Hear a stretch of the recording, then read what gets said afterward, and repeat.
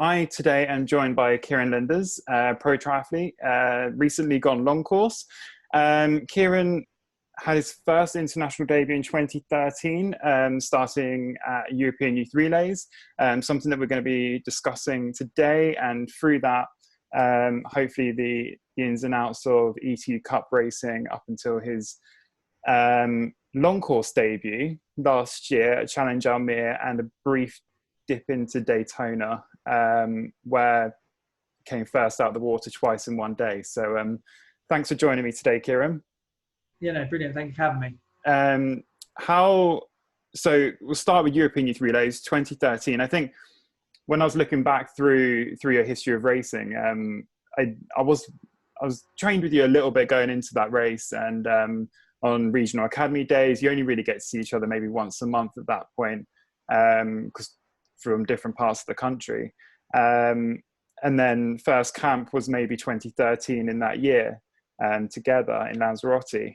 Just give us an idea of the sort of like the qualification standards for European Youth Relays that year, where the event was and things like that.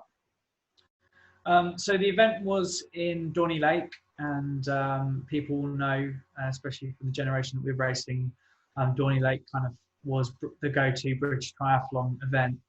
And to be honest, a lot of the earlier races, especially when you're younger, are a lot easier in terms of qualification, because they tend to be, you turn up on the day, whoever's the best, top three or however, then you go. And it's quite a nice, simple format. Whereas when you start to get a bit older, you can say this person did this race and this person did that race, and therefore they're more worthy, or that race is less worthy, or things like that. So it was a lot simpler time. So essentially what happened was, as you said, I just started kind of joining the triathlon ranks, at least elite-wise.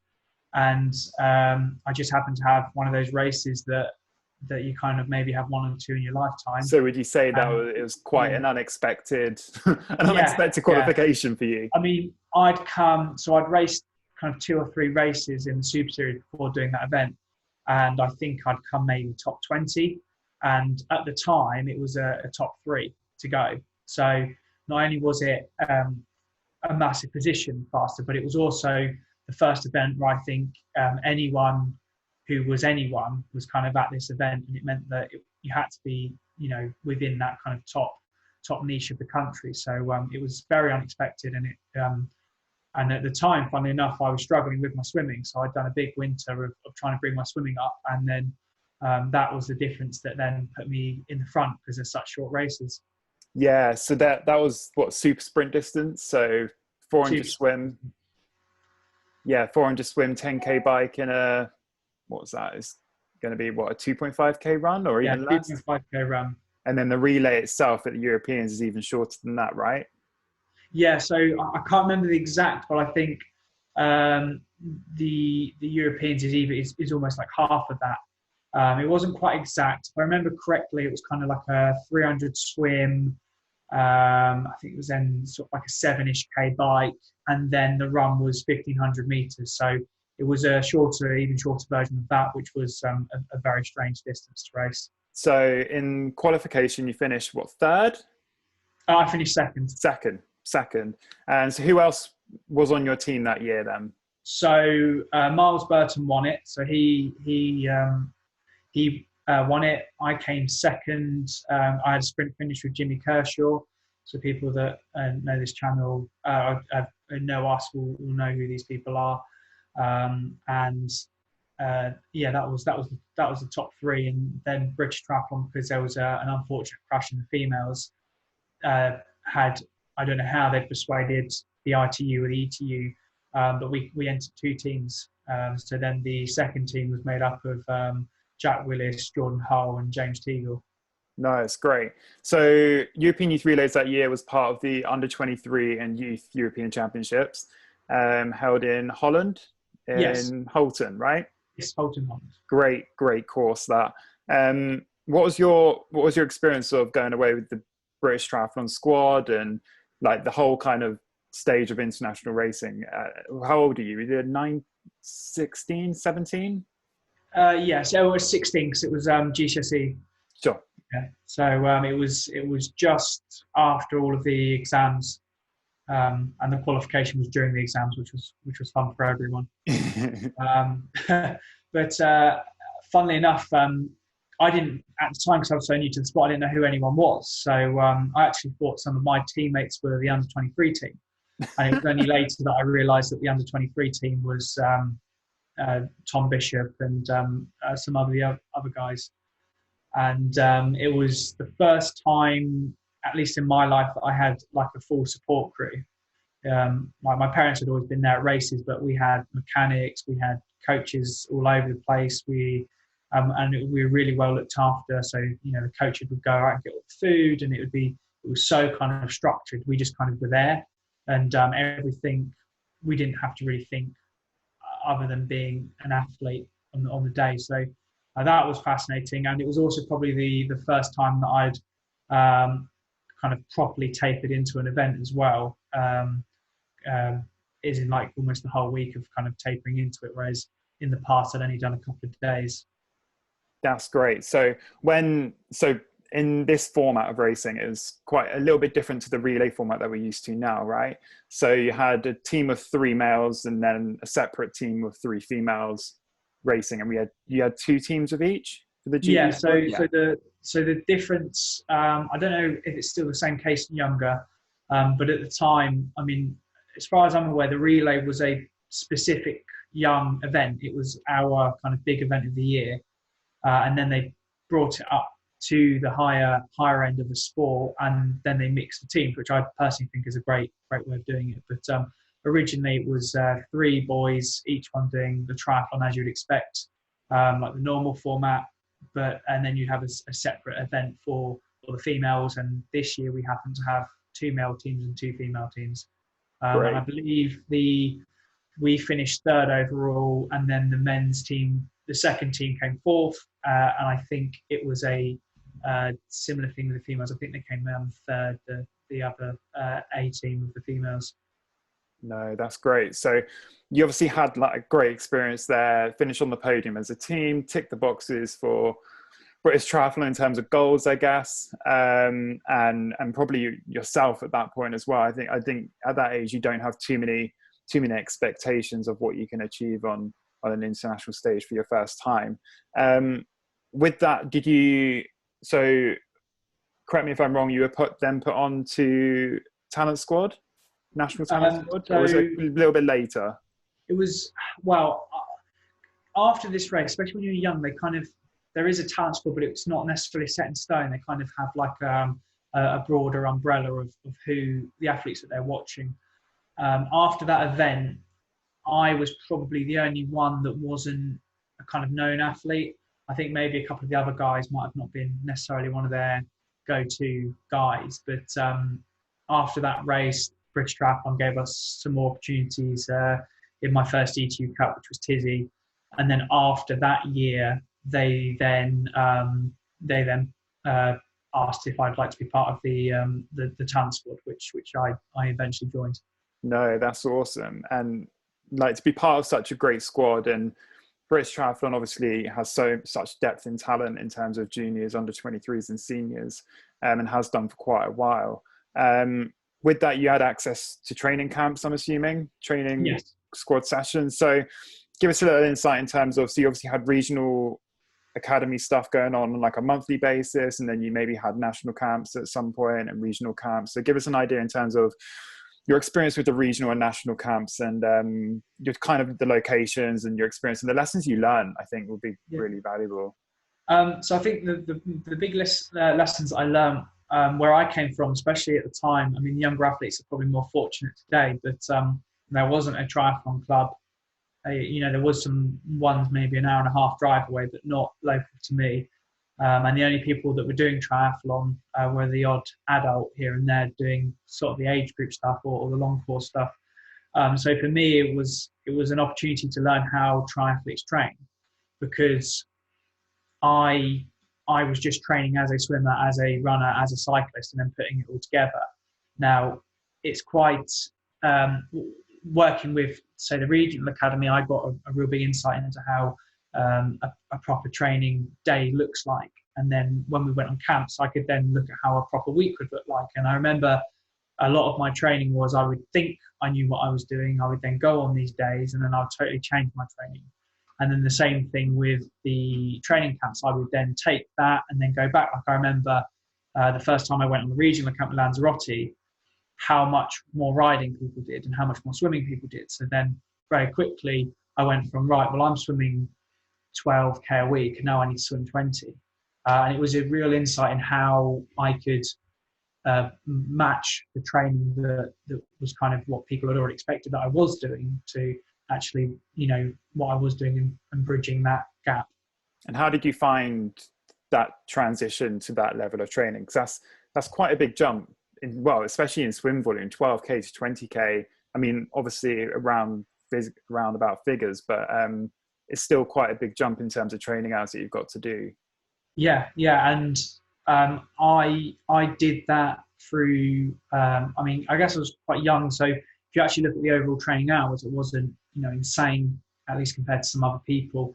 So adding that additional load wasn't too bad at first, but one of the reasons that I had quite a successful 2013, but 2014 was almost a car crash year. I had a really good race the first event of the year, and then I was then plagued with injuries. So I had shoulder tendonitis, I had really bad shin splints. So to the point where I couldn't ride a bike properly, I couldn't run properly, and then I couldn't swim properly. So I remember for a large proportion of my 2014 season, I ended up swimming backstroke.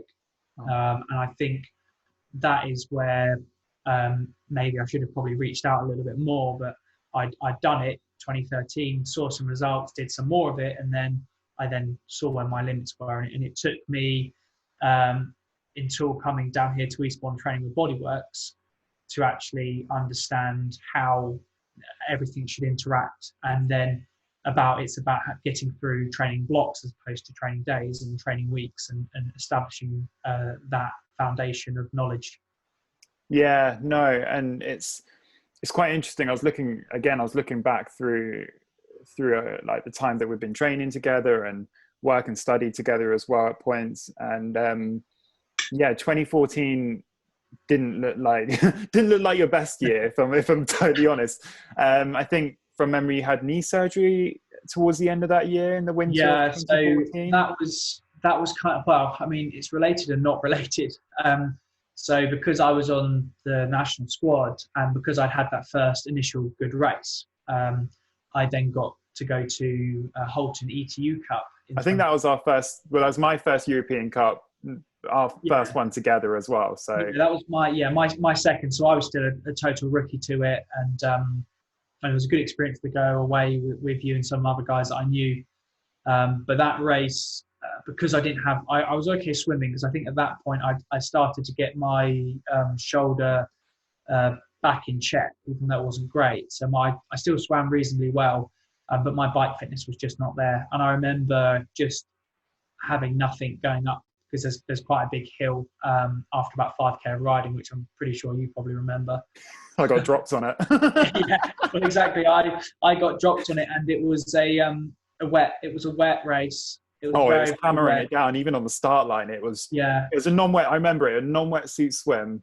It was probably still about 24 degrees, even though it's chucking it down with rain. Yeah. You're standing there on the start line, and it's in this like quarry, isn't it? Yeah. And it's just sand everywhere, and this rain hammering down. And all I remember it just being so wet. The roads flooded, people going everywhere. Do you remember everyone running into transition and trying to adjust their tire pressure?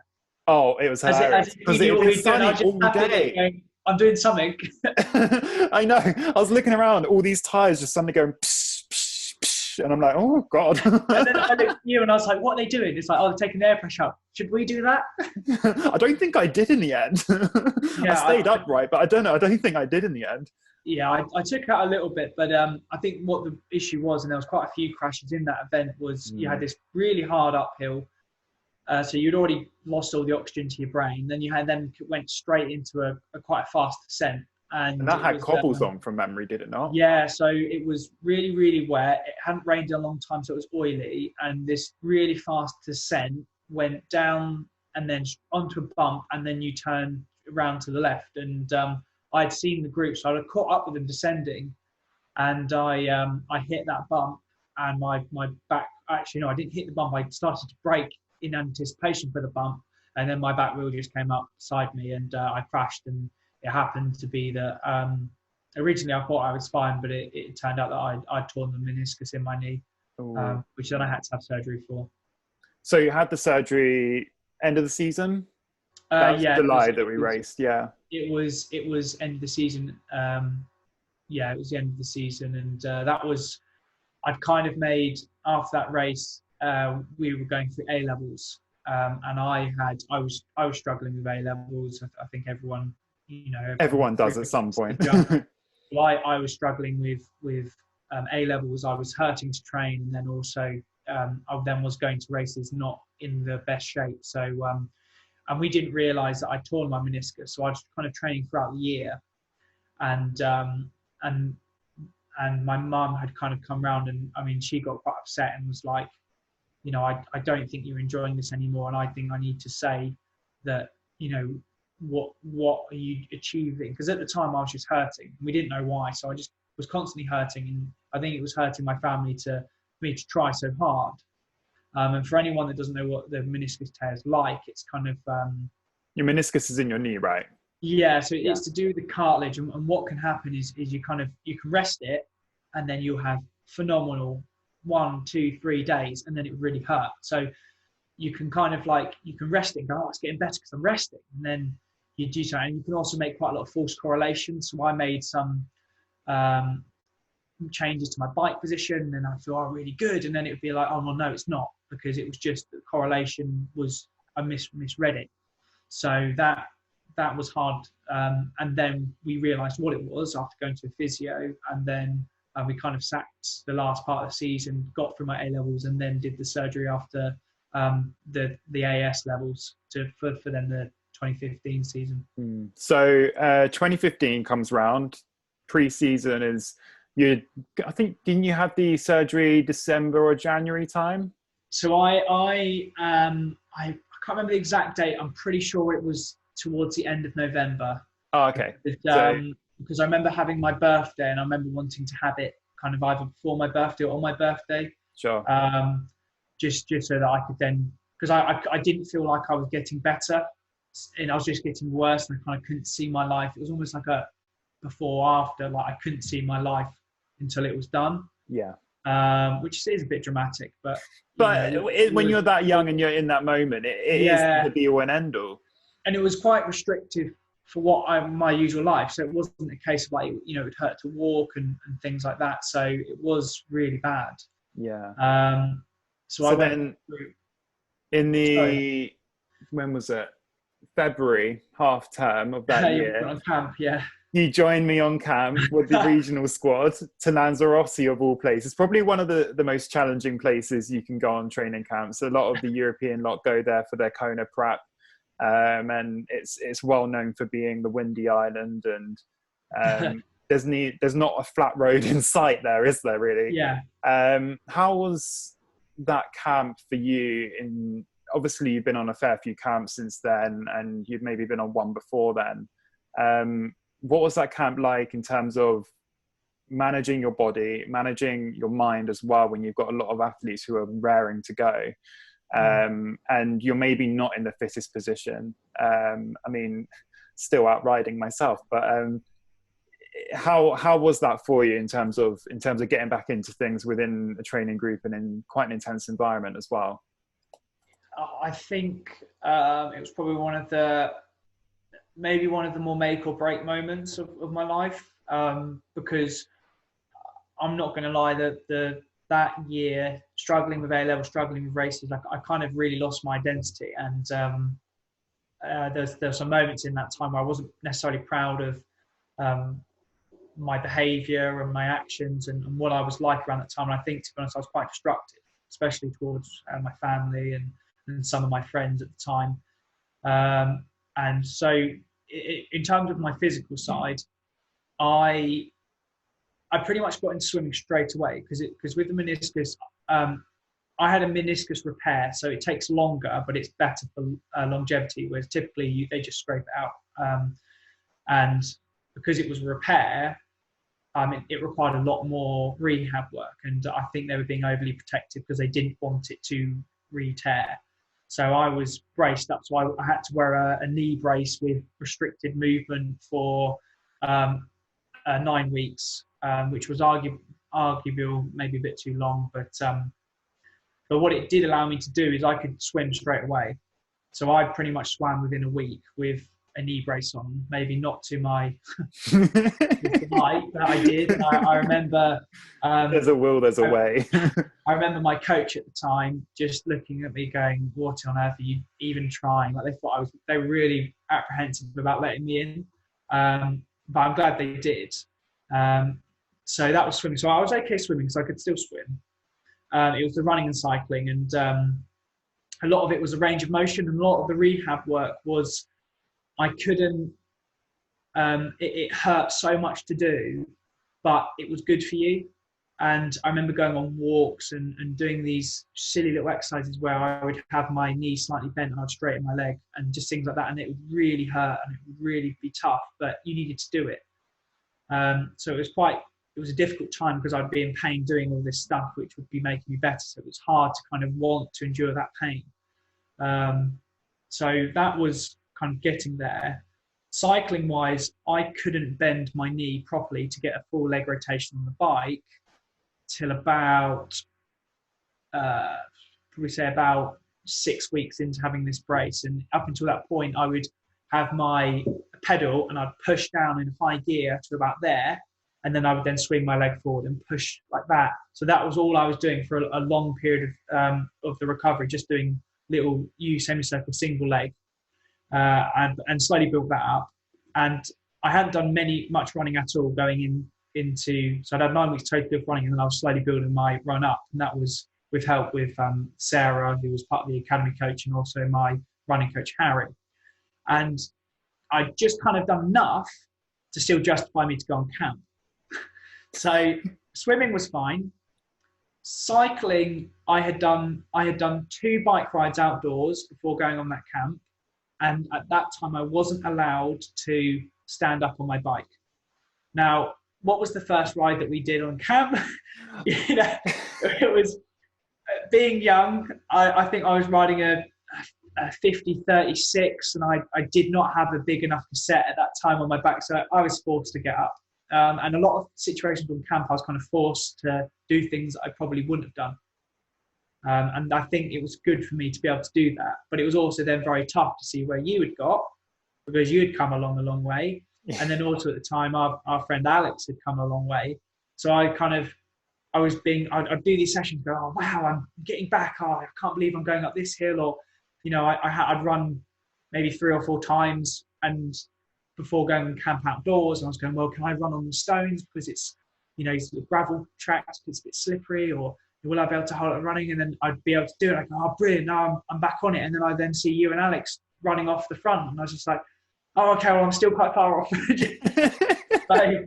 So it was very, very good. It was very lucky, though. I had a lot of brilliant people in my life planning it out perfectly, and it just happened to be that when we got to that camp, I was ready to train to a level that was good enough. So 2014 as a year, wasn't brilliant. 2015, you just had the camp there, had a few European Cups in that. You had some national series racing, nothing too bad at all, really. You're back racing, you're back training.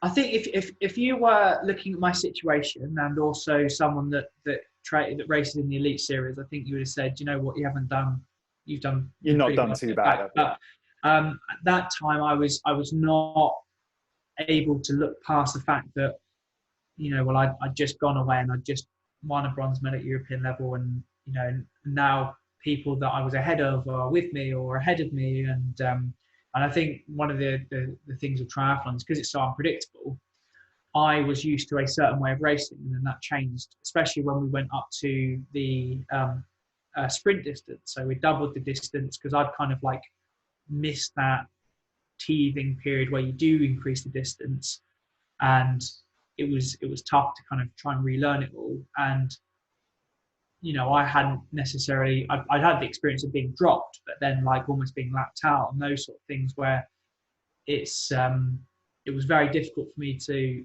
and I'm glad it happened, but it was very difficult for me at that time in that mindset to kind of almost look at that as a positive from what I've been used to in the past. Yeah. So end of 2015, moved down to Eastbourne, started University of Brighton doing sport coaching.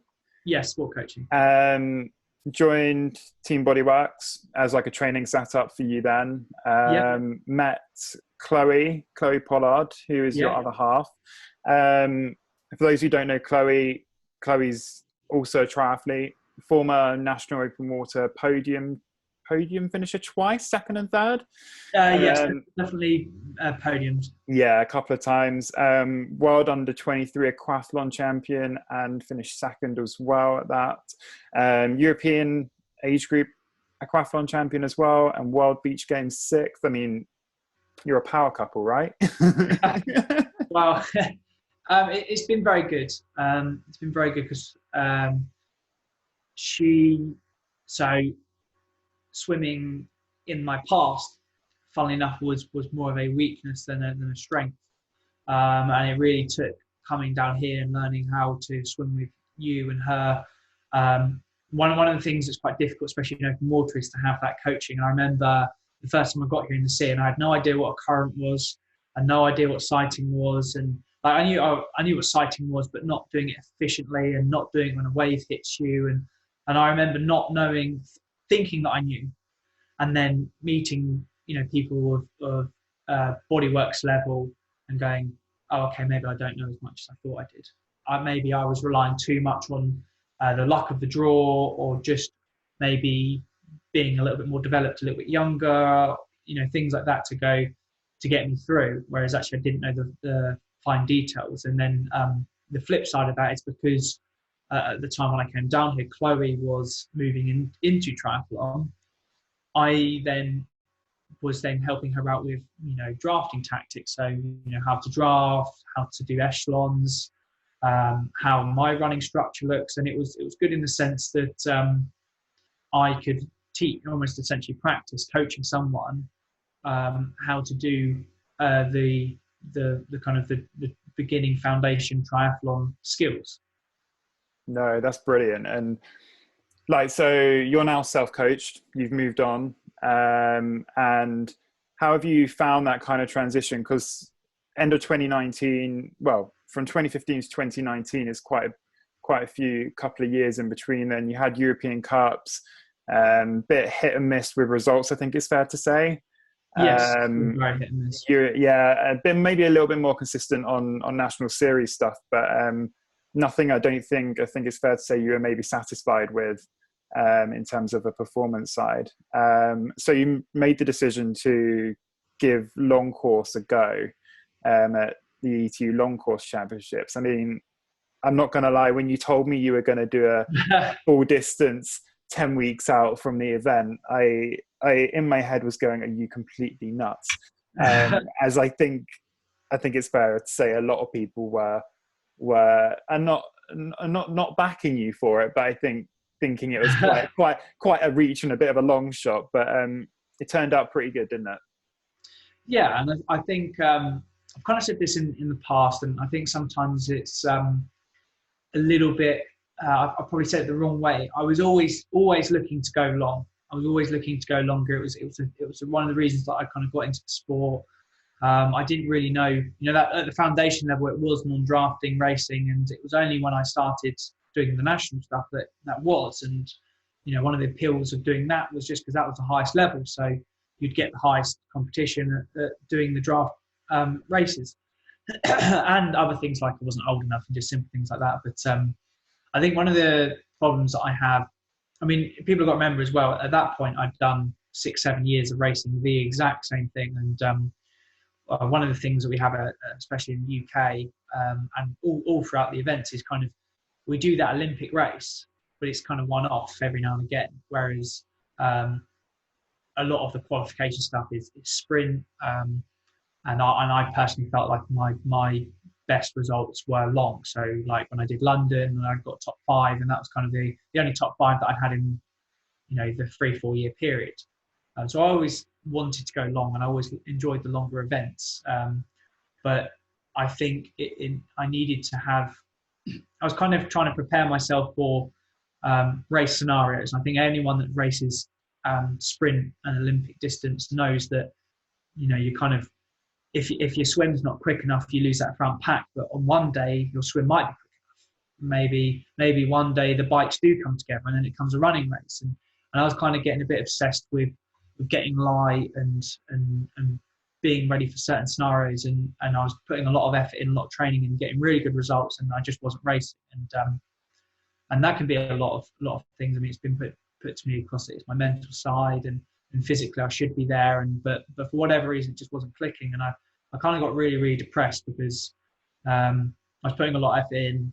I wasn't really enjoying the races, and it wasn't even the necessarily the results. It was the, sometimes I would try really, really hard and get no result, and sometimes I would not try at all and get a really good result. And it was kind of like, I don't like that correlation of like, I'm in second pack, chasing first pack, looking behind me, and I've got 10 people sat on me, and no one wants to pull a turn. Now, I'm not saying that they are or are not able to do it, but it's kind of that, like, you know, that's the front, I want to get there.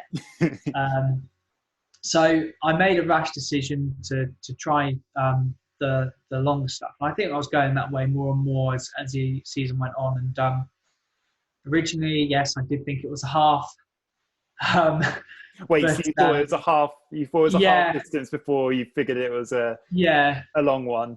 So what people may or may not know is that because I had ITU points and ITU ranking, I could go into the ITU champs, which is basically or this was the E2 champs, but it was a combination between challenge and the European Triathlon Union. So I could qualify basically not doing anything. Or at least I had to race to a certain level, but didn't necessarily have to prove myself in long course. And I kind of applied to it thinking it was half, thinking that, I would be competitive at half. You know, with just my ability to complete an Olympic, it's not too much more, like in terms of the zones and things. So, you know, I think I'd be competitive. And then when I found out that it was actually a full triathlon, it was my coach that picked it out, going, I'm pretty sure this has always been an Ironman. I was like, adamantly arguing with him. And but then when I realized, when I really sat down about it, it was kind of like, you know, this is the first time I've done something in a long time where I didn't actually think I'd be able to finish it. You know, and I did feel guilty at one stage because I'd kind of felt like I'd got into this race almost cheating because I hadn't gone I was kind of the guy that I'd said, oh, that's so unfair that they got in through almost a loophole. But yeah, for those 10 weeks, I really did push myself with the support of Bodyworks to get to a point where I was actually very competitive on the day. Yeah, and I mean, 5th European across the line, 6th overall, 8:17 you finish. It's really not that bad. And then to then back it up with a decent race in Mallorca about a month or two later, it really isn't bad. You then had a bit of downtime after Mallorca to then go over to Challenge Daytona in December, which again, you had some great racing there. You had the Pro AM Relay.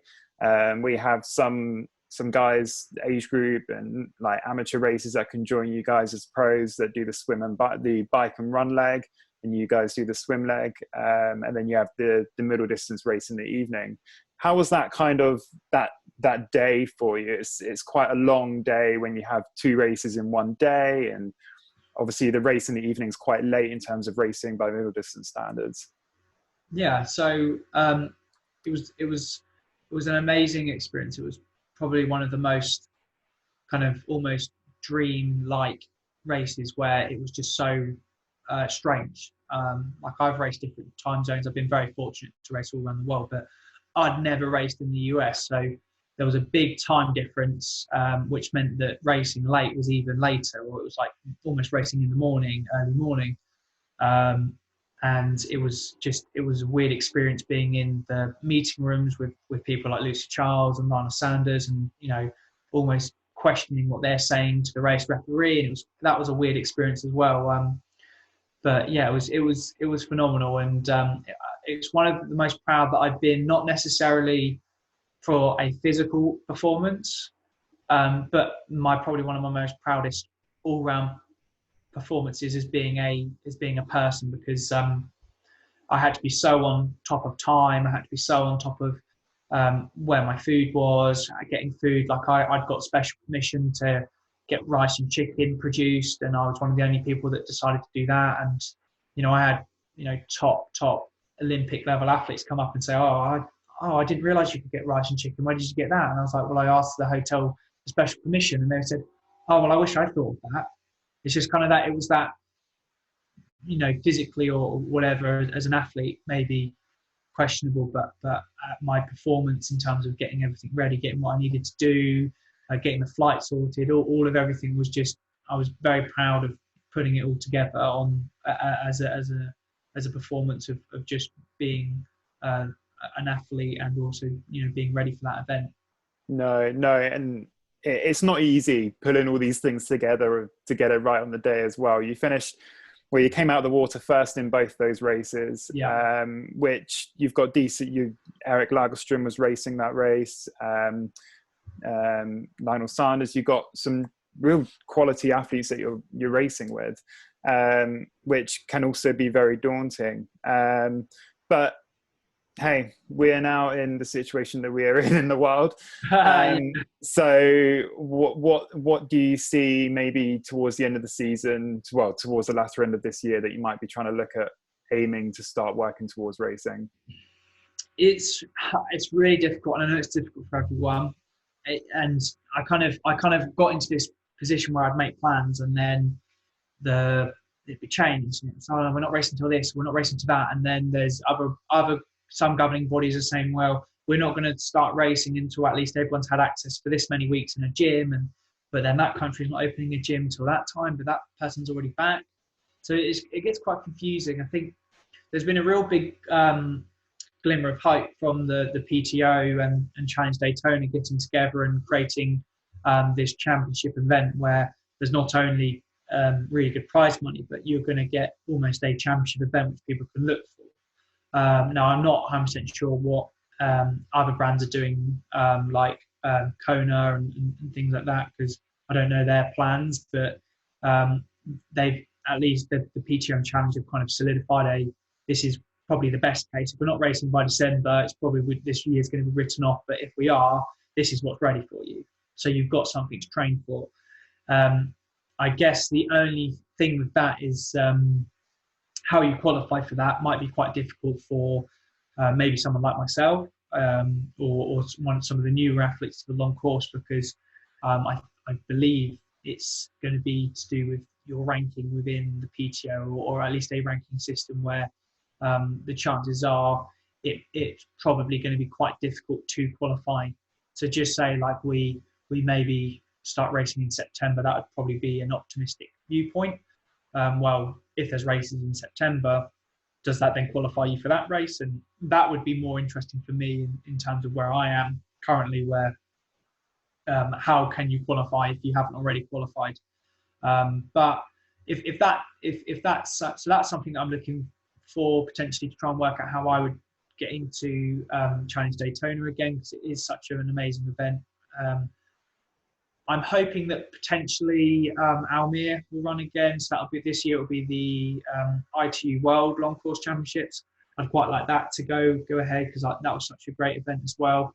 But again, that would be an optimistic view if it does go ahead, because you're talking about so many races. And I know probably for yourself, our race for Salou was reorganised for a certain time, and then I think it then got expanded further. But there's been a few people that I know, at least, that have got all these races that they're planning on doing, and they've all been rescheduled within like a space of a week. Now that's no one's fault, but it will make it very interesting to see if there are races, who goes for what races and when, and how to qualify. And because like yourself, I mean, you were up for the Challenge Championship, so